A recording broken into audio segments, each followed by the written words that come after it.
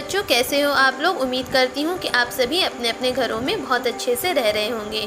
जी हाँ बच्चों, आज के वीडियो में मैं आपको बताऊँगी इंग्लिश सब्जेक्ट का, जनरल इंग्लिश सब्जेक्ट का ब्लूप्रिंट। और ये बच्चों क्लास 12th के लिए है। तो जितने भी छात्र छात्राएं जो इस वर्ष 12th में स्टडी कर रहे हैं, तो उन्हें मालूम होना चाहिए कि हमारा इंग्लिश का ब्लूप्रिंट किस प्रकार से होता है।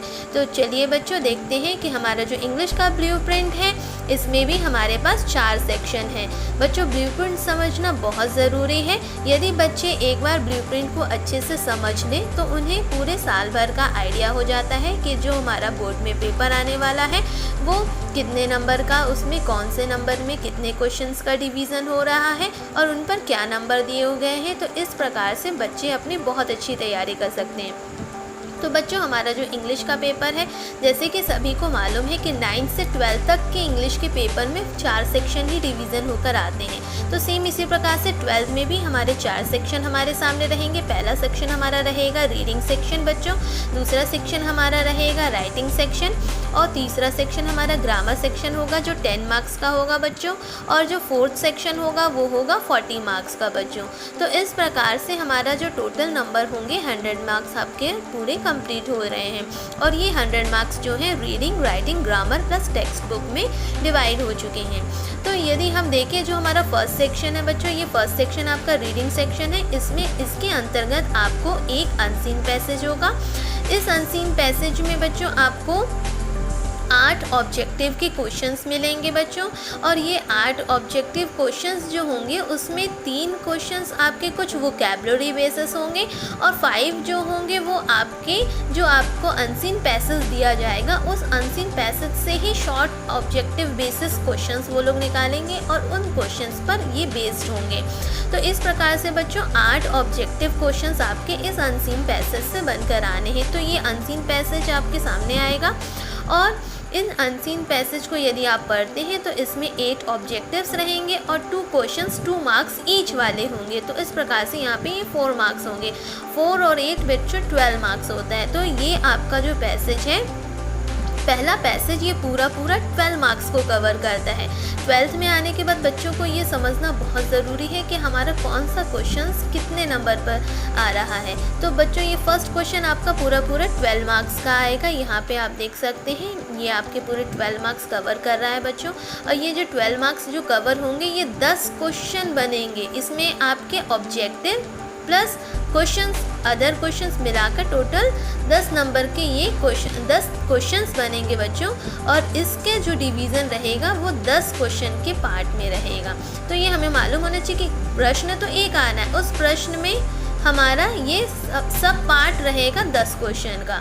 और ये जो 10 क्वेश्चन है बच्चों, ये पूरे 12 नंबर के होंगे। और ये जो 12 नंबर है बच्चों, ये पूरा इस अनसीन पैसेज का होगा। अब ये दूसरा अनसीन पैसेज आएगा, ये बच्चों नोट मेकिंग का रहेगा। इसमें हमें अनसीन पैसेज ही रहेगा। इस अनसीन पैसेज के हिसाब से हमें नोट मेकिंग क्रिएट करना पड़ेगा। इस नोट मेकिंग में बच्चों, इसमें भी हमारे नंबर का डिवीज़न होता है। तो यहाँ पे देखते हैं कि नोट मेकिंग में हमारा यहाँ पे आपको दिया गया है 3 नंबर के उसमें, और यहाँ दिया है 5 मार्क्स में बच्चों।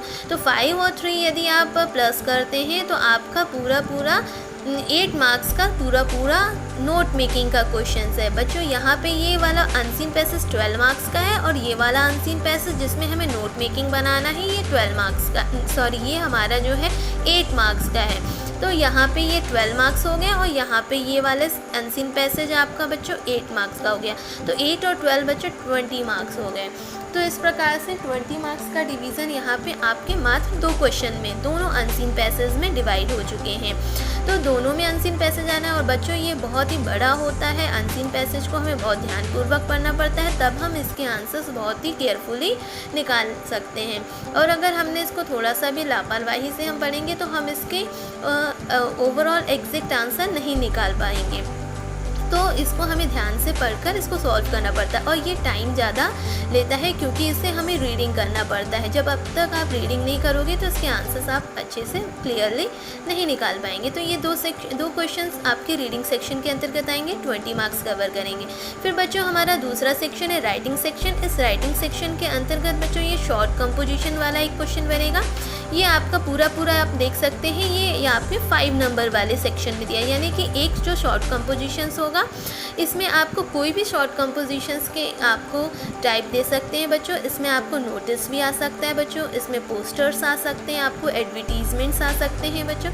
ऐसे छोटे छोटे क्वेश्चंस आएंगे जो 5 मार्क्स वाले होंगे और इनमें से हमको कोई भी वो आपको देंगे, आपको एक क्वेश्चन अटैम्प्ट करना ही होगा, ये 5 मार्क्स का होगा बच्चों। अब आगे देखते हैं, हमारे एक रिपोर्ट आ रही है। रिपोर्ट हमारी किसी भी करेंट टॉपिक्स पर या कोई भी टॉपिक्स पर आपसे रिपोर्ट लिखने के लिए आपको बोली जा सकती है। जब भी हमें रिपोर्ट आती है तो उसमें हमें कुछ हेल्पिंग इनपुट्स दिए रहते हैं, कुछ हिंट वर्ड्स दिए रहते हैं, कुछ कीवर्ड्स दिए रहते हैं, उनकी मदद से हमें बोला जाता है कि आप रिपोर्ट या राइटअप तैयार करिए। तो ये राइटअप और रिपोर्ट एक ही होता है बच्चों। हमें ये मालूम होना चाहिए कि ये राइटअप नेम से हमसे एग्ज़ाम्स में मोस्टली पूछा जाता है, तो हमें ये मालूम होना चाहिए। ये हमारी जो रिपोर्ट होगी बच्चों ये 6 मार्क्स की है, तो ये इसमें हमें 6 मार्क्स की एक आप मान के चलिए 70 to 80 वर्ड लिमिट्स की आपको एक रिपोर्ट तैयार करनी पड़ेगी। फिर नेक्स्ट क्वेश्चन है बच्चों लेटर के। लेटर हमारे दोनों लेटर आने वाले हैं। अगर बच्चे बोले कि सिर्फ फॉर्मल तैयार कर लेंगे तो क्या हमारा काम चल जाएगा? नहीं चलेगा, क्योंकि हमारे पास जो लेटर्स आएंगे वो दोनों लेटर्स आने वाले हैं। फॉर्मल लेटर्स भी आएंगे, फॉर्मल के साथ साथ इनफॉर्मल भी आएंगे। और इनमें अगर फॉर्मल है बच्चों तो फॉर्मल में भी 2 क्वेश्चन आएंगे and you have to attempt only 1, and informal question में भी there will be 2 question and you have to attempt only 1 question. तो यानी कि कुल मिला के पूरे लेटर के 4 क्वेश्चन आएंगे और जिसमें से 2 करना कंपलसरी होंगे। और यदि इन दोनों को आप करते हो तो बच्चों यहाँ पे आपके ये पूरा 12 मार्क्स कवर कर रहा है।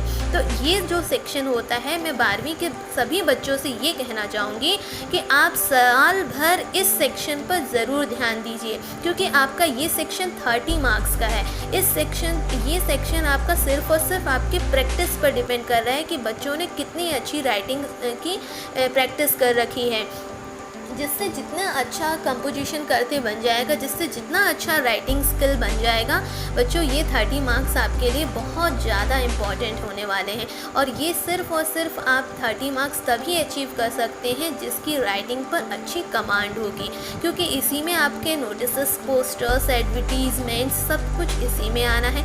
रिपोर्ट राइटिंग भी आएगा तो भी हमें राइटिंग स्किल का नॉलेज होना चाहिए। फॉर्मल और इनफॉर्मल दोनों ही लेटर आने, इसमें कोई चॉइस नहीं रहेगी कि एक कर लेंगे या तो फॉर्मली कर लें या इनफॉर्मल कर लें, नहीं, दोनों लेटर्स आएंगे और दोनों में से ही आपको दोनों ही अटैम्प्ट करने हैं। फॉर्मल में भी करना है, इनफॉर्मल में भी करना है। फिर कंपोजिशन बच्चों ऐसे होता है, तो ये कंपोजिशंस के अंतर्गत आपको ऐसे राइटिंग का क्वेश्चन आएगा और ये क्वेश्चन आपका पूरा बच्चों 7 मार्क्स का है। तो इस प्रकार से इस वाले सेक्शन में बहुत बड़ी राइटिंग स्किल वाली चीज़ें आपको करनी पड़ेंगी।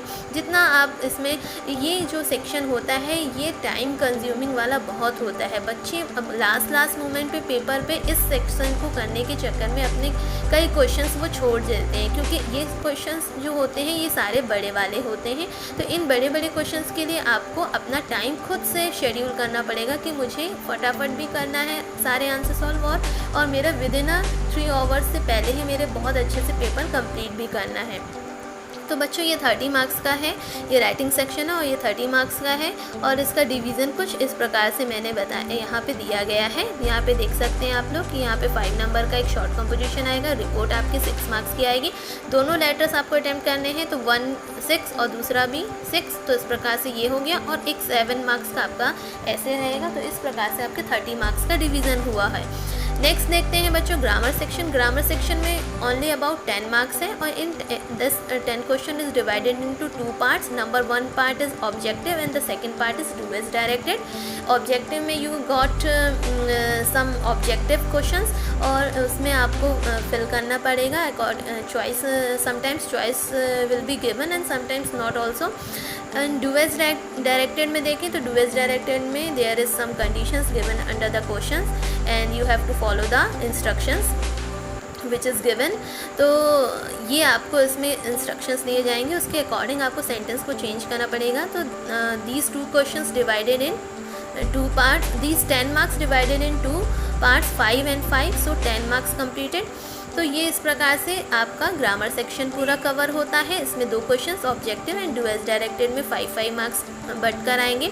बच्चों लास्ट सेक्शन होता है 40 मार्क्स का। ये 40 मार्क्स को समझना बहुत ज़रूरी है, क्योंकि इसमें आप देखेंगे ये आपका पूरा text book plus work book को कवर करता है। बच्चों यहाँ पे आपके जो 2 एक्सट्रैक्ट्स आने हैं वो फ्रॉम पोएम से आने हैं, यानी कि आपकी जो पाठ्य पुस्तक आपको प्रोवाइड की जाएगी माध्यमिक शिक्षा मंडल के द्वारा, जो पुस्तकें आपको मिलती हैं इंग्लिश सब्जेक्ट की, उसमें से 2 एक्सट्रैक्ट्स जो आपके पोएम से आने हैं। तो जो जैसे 2 एक्सट्रैक्ट्स मैंने बोला, तो जो पहला एक्सट्रैक्ट्स होगा उसमें 2 ऑब्जेक्टिव और 1 शॉर्ट आंसर होगा। इसी प्रकार से दूसरा जो एक्सट्रैक्ट बनेगा, क्योंकि 2 एक्सट्रैक्ट्स हैं, दोनों को कंपलसरी करना है, उसमें चॉइस नहीं होगी कि 2 में से 1 करना पड़ेगा, नहीं। 2 एक्सट्रैक्ट्स होंगे, दोनों कंपलसरी होंगे। हर एक एक्सट्रैक्ट में 2 ऑब्जेक्टिव्स होगा, 2 objective plus 1 short answer, 2 objective plus 1 short answers. तो इस प्रकार से आपका यहाँ पे 3 and 3 तो 6 मार्क्स का ये पूरा एक्सट्रैक्ट होगा। और ये एक्सट्रैक्ट जो होगा पोएम से होगी, पोएम जो होगी आपकी टेक्स्ट बुक पर जो गिवन है उसी में से होगी, उसी के एक्सट्रैक्ट्स आएंगे। अब बच्चों ये शॉर्ट आंसर्स पोएम से भी बनकर आने हैं, तो पोएम से कुछ शॉर्ट आंसर्स आपसे पूछे जाएंगे, जो 2 क्वेश्चंस होंगे, मतलब कि 2 क्वेश्चंस होंगे और 2 मार्क्स के ईच होंगे, मतलब 2 क्वेश्चंस एंड 2 मार्क्स ईच। तो यहाँ पे बच्चों ये पोएम से 2 क्वेश्चंस बनने हैं, 2 मार्क्स ईच वाले।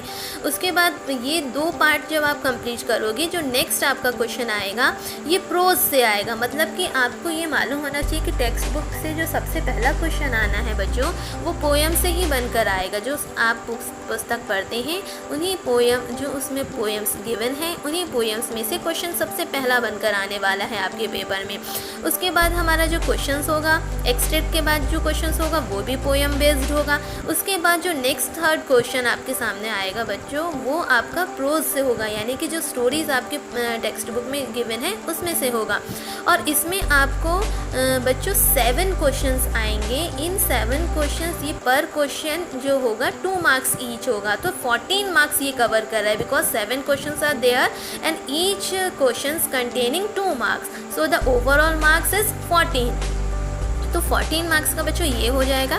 देन उसके बाद लॉन्ग आंसर्स, जो प्रोज, यहाँ पे भी प्रोज दिया हुआ है, तो यहाँ पे देखेंगे बच्चों लॉन्ग आंसर जो प्रोज से आएगा वो आपका पूरा 4 मार्क्स का एक लॉन्ग आंसर होगा, जो आपका पूरा 4 मार्क्स का होगा। और ये प्रोज का ही होगा, मतलब जो आपकी स्टोरी बेस्ड है वो उसमें होंगे।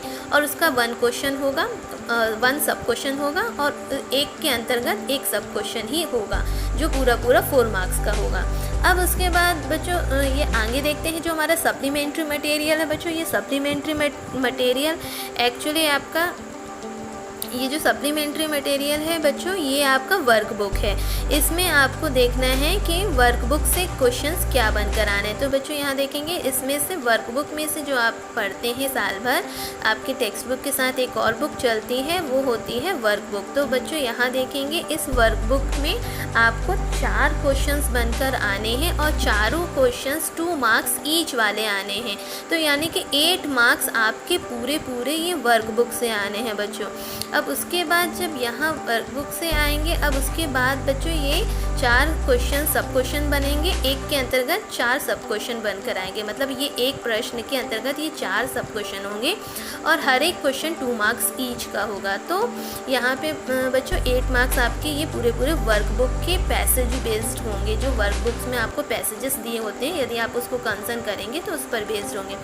नाउ बच्चों नेक्स्ट देखते हैं, जो हमारा लास्ट लॉन्ग आंसर होगा, ये भी हमारा वर्कबुक से ही होगा। एक क्वेश्चन जो पूरा वर्कबुक से ही होगा। वर्कबुक की जितने भी वर्कबुक में जितने भी पैसेजेस दिए गए हैं बच्चों, यदि आप उसे अच्छे से साल भर कंसर्न करते हैं, रीड करते हैं, उन्हें सॉल्व करते चलते हैं, तो उनमें से ही एक क्वेश्चन लॉन्ग आंसर बनकर आता है। और ये मोस्टली जो आपके वर्कबुक में पोइट्रीज दी गई हैं बच्चों, उनकी ही समराइज्ड बेसिस ये क्वेश्चन बनाते हैं। और ये क्वेश्चन जो है पूरा 4 मार्क्स का आएगा। मतलब आपको एक अटैम्प्ट करना पड़ेगा बच्चों, और ये पूरा 4 मार्क्स का होगा। तो ये आपके लिए थोड़ा सा ये समरी बेसिस का हो सकता है। इसमें से समरी पूछी जा सकती है, सेंट्रल आइडिया पूछा जा सकता है, और थोड़ा सा पैराग्राफ बेसिस पे ये क्वेश्चन पूछे जाते हैं। मतलब इसमें आपको ज़्यादा लिखना पड़ेगा बच्चों। तो ये और ये क्वेश्चन जो होंगे लास्ट के जो 2 पार्ट आपको मैंने बताए हैं, ये पूरे वर्कबुक के हैं। तो बच्चों यहाँ पे ये 8 मार्क्स ये भी वर्कबुक से ही निकलेगा, वर्कबुक से ही ये आपके टॉपिक बनेगा। और जो यहाँ पर एक क्वेश्चन 4 मार्क्स का है बच्चों, ये भी आपका वर्कबुक से ही बनेगा। तो बच्चों ये 8 और 4 12 नंबर हो गए बच्चों। ये 12 नंबर आपके पूरे वर्कबुक को कवर करता है। इसीलिए बच्चों आपको वर्कबुक को इग्नोर नहीं करना है, वर्कबुक के पैसेजेस को आपको पढ़ते रहना है, क्योंकि उन पैसेज से क्वेश्चंस बनकर आने हैं, लॉन्ग आंसर्स भी बनकर आने हैं बच्चों और शॉर्ट आंसर भी बनकर आने हैं। तो ये आपका पूरा टेक्स्ट बुक 40 मार्क्स का है बच्चों। तो आपको मालूम होना चाहिए कि हमारा टेक्स्ट बुक वर्कबुक मिलाकर ये 40 मार्क्स में जो आपके बच्चों 12 नंबर हैं, ये आपके पूरे वर्कबुक वाले हैं, यानी कि ये सप्लीमेंट्री मटेरियल आपका वर्कबुक मटेरियल है। तो इस प्रकार से बच्चों ये आपका टेक्स्ट बुक सेक्शन हो गया। और ग्रामर सेक्शन हमारा 10 मार्क्स का हो गया, writing section 30 marks, reading section 20 marks. So all sections completed about the 100 marks and all questions completed about the 15 questions. तो बच्चों आपको मालूम होना चाहिए कि हमारे पास पूरे प्रश्न पत्र के अंतर्गत 15 प्रश्न आने हैं, और ये जो 15 प्रश्न होंगे वो 100 नंबर में बटे होंगे। ये जो 100 नंबर हैं 4 सेक्शन में बटे होंगे, और चारों सेक्शन में अलग अलग प्रकार से नंबर बांटे गए हैं। तो बच्चों हमें ये मालूम होना चाहिए कि हमें किस प्रकार से अपनी तैयारी करनी है। यदि हम ब्लूप्रिंट को समझ के पढ़ाई करेंगे तो हमारे पास हम एक स्ट्रॉन्ग वे से तैयारी कर रहे हैं, एक प्लानिंग करके हम तैयारी कर रहे हैं। तो इसीलिए मैं सभी बच्चों को यही एडवाइस करती हूँ कि जब भी आप किसी चीज़ की तैयारी करें तो फर्स्ट ऑफ ऑल सबसे पहले उस सब्जेक्ट का जो सिलेबस कंटेंट है, उसका जो पूरा ओवरऑल ब्लूप्रिंट है, उसे समझना बहुत ज़रूरी है, क्योंकि वही एक ऐसा बेस होता है जो आपको एक पूरा ओवरऑल पैटर्न बता देता है। This is not all about the blueprint, this is just a base of your question paper. ये आपका पूरा क्वेश्चन पेपर ही है। ये आप मान के चलो कि आप प्रत्येक बच्चे को ये मालूम होना चाहिए कि हमारे इसमें कौन सा क्वेश्चन कितने नंबर का आ रहा है। और यदि हमने इस प्रकार से बड़े क्वेश्चंस को अलग फाइंड आउट कर लिया, छोटे क्वेश्चंस को अलग फाइंड आउट कर लिया, तो इस प्रकार से हम अपने एग्ज़ाम्स की बहुत अच्छी तैयारी कर सकते हैं और हम बहुत अच्छे नंबर प्राप्त कर सकते हैं। तो मैं उम्मीद करती हूँ कि आपको ये ब्लूप्रिंट अच्छे से समझ में आया होगा, और मैं ये भी उम्मीद करती हूँ कि आप ब्लूप्रिंट को समझकर ही अपने साल की जो आपके अंग्रेजी की पुस्तक जो आपको माध्यमिक शिक्षा मंडल के द्वारा प्रदान की गई है या प्राप्त हुई है, तो आप उस साल अपनी जो पढ़ाई करेंगे तो आप ब्लूप्रिंट समझकर अपने तैयारी पर जुटेंगे, और नो डाउट आपको इसका बहुत अच्छा गुड रिज़ल्ट होगा। हर एक बच्चे को ब्लूप्रिंट के बारे में मालूम होना चाहिए कि हमारे इस सब्जेक्ट के ब्लूप्रिंट में, प्रत्येक सब्जेक्ट के ब्लूप्रिंट में क्या दिया हुआ है, और इसको समझकर यदि आप पढ़ाई करोगे तो आपको पेपर का पूरा ओवरऑल पैटर्न बहुत अच्छे से समझ में आएगा, और नो डाउट आप बेटर देन बिफोर कर पाओगे, मतलब बहुत अच्छा ही कर पाओगे। जो भी आपका ओवरऑल अभी आपका प्रैक्टिस जिस प्रकार से चल रहा है उससे बेटर ही आप प्रेजेंट करोगे नेक्स्ट टाइम में। तो बच्चों उम्मीद करती हूँ कि ये आपको समझ में आया होगा। तो आप नेक्स्ट क्लास में मैं इसके आगे की जानकारी आपको बताऊँगी बच्चों। तो जब तक के लिए आप इसको समझें और तैयार करें। Okay, thank you.